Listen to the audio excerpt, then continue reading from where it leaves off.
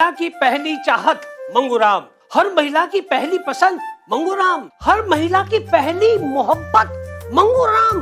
और ये मंगूराम उसका पति नहीं है। मंगूराम मसाले, नेचुरल हेल्दी टेस्टी मसाले, खड़े पिसे और मिश्रित मसाले, हर पकवान को बनाए स्वादिष्ट। मंगूराम मसाले, मंगूराम मसाले, मसालों में मंगूराम। बाकी सबको कह दो राम राम राम राम।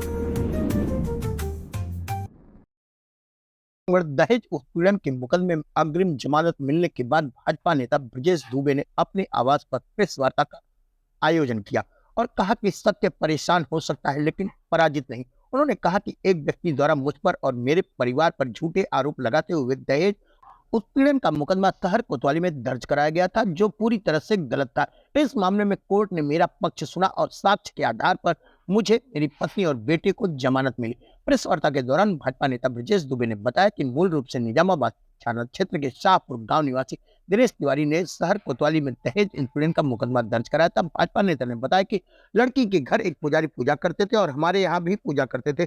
उन्हीं के द्वारा शादी तय कराई गई थी। शादी तय होने के बाद लड़की के पिता ने उनसे घर बनवाने के नाम पर एक बार 5 लाख, दूसरी बार 3 लाख, तीसरी बार 2 लाख रुपए उधार लिए थे। उन्होंने कुल मिलाकर 15 लाख नगद व 10 लाख रुपए कीमत के गहने को हड़पने की नीयत से इतना बड़ा षड्यंत्र रचे और मुझे व मेरे परिवार को बदनाम करने के लिए मुकदमा पंजीकृत कराया। भाजपा नेता ने बताया कि लड़की के पिता द्वारा मुझे केवल 21,000 रुपए सगुन के नाम पर गोद भराई में दिए गए थे। भाजपा नेता ने कहा कि उनका आरोप था कि उनके पुत्र को डॉक्टर बताकर शादी तय किए थे और वह आरोप भी उनके द्वारा गलत लगाया गया था। भाजपा नेता ने बताया कि फार्मेसी की डिग्री लेने के बाद नाम के आगे डॉक्टर लिखा जा सकता है। मैंने पढ़ने में ट्रेनिंग की बात कही थी, नौकरी करने की बात नहीं। उन्होंने कहा कि जब मेरे द्वारा दिए गए रुपए मांगे तो उन्होंने मेरे खाते में रुपए भेजे जिसे वह दहेज का रुपया बता रहे हैं। भाजपा नेता ब्रजेश दुबे ने कहा कि लड़की पक्ष के लोगों ने जिस प्रकार से उनका मानसिक, शारीरिक और सामाजिक हत्या करने वालों के खिलाफ में न्यायालय का दरवाजा खटखटाएंगे।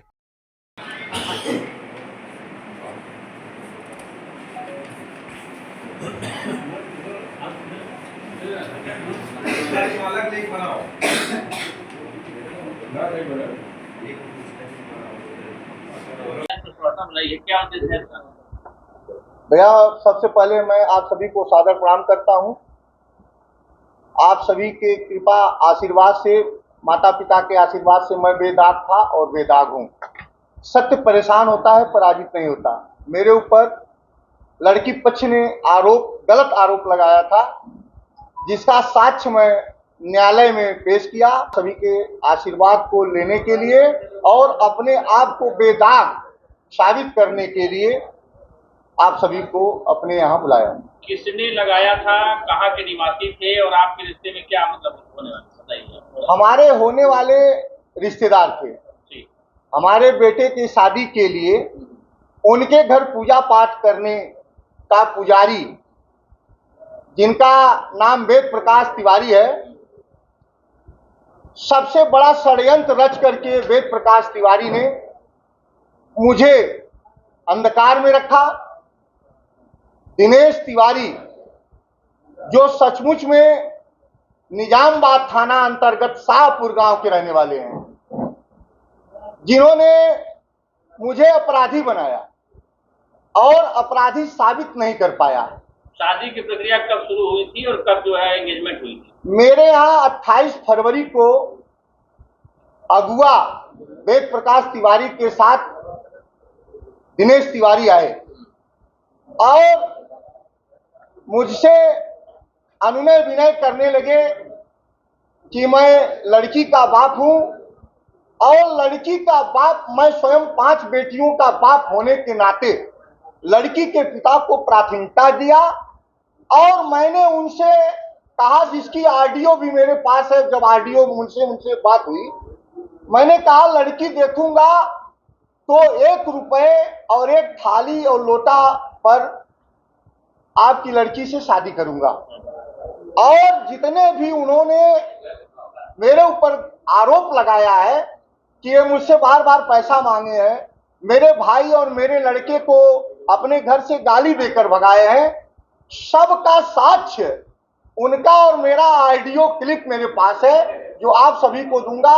उस सब का जवाब उन्हीं के ऑडियो में खुद आप सभी को मिल जाएगा। सबसे बड़ा उनका आरोप था कि आपने अपने लड़के को पलहनी में फार्मासिस्ट बताकर शादी तय की, जबकि ऐसी कोई ना आपके लड़के के पास कोई डिग्री थी ना उसका अपॉइंटमेंट था। मैंने कहा कि वो मेरे ऊपर सारे गलत आरोप लगाए हैं। मैंने कोर्ट में अपने बेटे का फार्मेसी का और एक्ट की सारी सबूत, जिसे इस संसार का भगवान माना जाता है, उस सबूत को लेकर मैं न्यायालय में अपना सबूत सुपुर्द किया और न्यायालय के देवता न्याय भगवान ने हमको उस सबूत के आधार पर अग्रिम जमानत देकर के आप सभी के बीच में मैं बेदाग था, बेदाग हूं और बेदाग रहूंगा। मैं संस्कारी था, संस्कारी हूं और संस्कारी रहूंगा। उन लोगों का एक आरोप था कि आपने अपने लड़के के आगे डॉक्टर लिखवाया। हाँ, फार्मेसी एक्ट में मैंने जो सबूत दिया है उस पे फार्मेसी एक्ट में लिखा गया है कि फार्मेसी करने वाला हर विद्यार्थी डॉक्टर लिख सकता है। उसी के आधार पर मुझे अग्रिम जमानत न्यायाधीश महोदय ने दिया। तो आपका लड़का पलहनी में अपॉइंट था या नहीं था? मेरा लड़का, मेरी उनकी वार्ता, मैंने कहा कि ऑडियो दूंगा। मैंने उनसे बताया था कि मेरा लड़का डी फार्मा पास करके सरकार द्वारा जो 90 दिन की ट्रेनिंग होती है, वह ट्रेनिंग लड़का मेरा पलहनी सामुदायिक स्वास्थ्य केंद्र में कर रहा है और उनके द्वारा भेजा गया एफआईआर में विवेचक राज किशोर शर्मा जा करके पलहनी ब्लॉक में पूछताछ भी किए और वहां के प्रभारी लोगों का मैं बहुत बहुत धन्यवाद करता हूं कि उन्होंने सच जो सही था वह लिख कर दिया कि ब्रजेश दुबे का लड़का माता प्रसाद दुबे उर्फ विनीत बाबू मेरे यहाँ डी फार्मा की ट्रेनिंग कर रहा है। अच्छा, उनका ये भी आरोप था एफआईआर में कि आपने 17 से 18 लाख रुपए शादी के नाम पे ले लिए। मैंने आप सभी महोदय से बताया कि हमारे और उनके कुछ रिश्ते मीठे हो गए थे। वो अपने घर मुझे कभी नहीं ले गए। मेरे नात रिश्तेदार बताए कि आप लड़की का घर देखे हैं कि नहीं, शादी किस बेस पर तय कर लिए। तो मुझे वो राज पैलेस में पहले दिन 2 मार्च को अपनी लड़की को दिखाए, जिसमें मेरा परिवार, उनका परिवार और अगुआ स्वयं थे। उनके सामने मेरी पत्नी ने अपने हाथ की 4 चूड़ी उस लड़की को देखने के लिए पैतृक गहना 4 चूड़ी उस लड़की को दिया, एक पाजेब दिया, एक नाल की कील दे करके राज पैलेस में पहले दिन छेका किया। ठीक है, तो जो उनका आरोप पैसा लेने का है कि आपने शादी के नाम पे बहुत कई किस्तों में लाखों में रुपए ले लिए, मैंने कहा आपसे श्रीमान जी की ऑडियो मेरे पास है, मेरी उनकी वार्ता हुई है।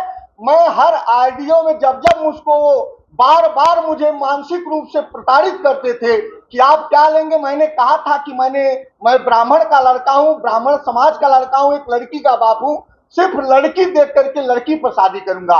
और मुझसे उन्होंने कहा कि मेरी पत्नी हमेशा लोन ले लेकर के परिवार का परवरिश कर रही है और मुझे वह घर जहां आपको बुलाऊंगा वह घर मेरा भी बहुत गड़बड़ है।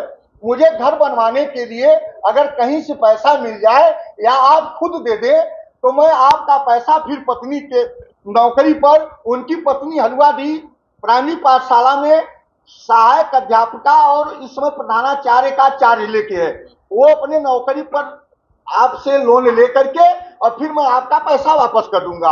आप सभी लोग जानते हैं कि मैं अपने पिताजी की पुण्यतिथि हर 11 जुलाई को करता हूं, जिसमें सभी सम्मानित संभ्रांत लोगों को बुलाता हूं। मेरे पिताजी की पुण्यतिथि 10 को रामायण और 11 को होनी थी।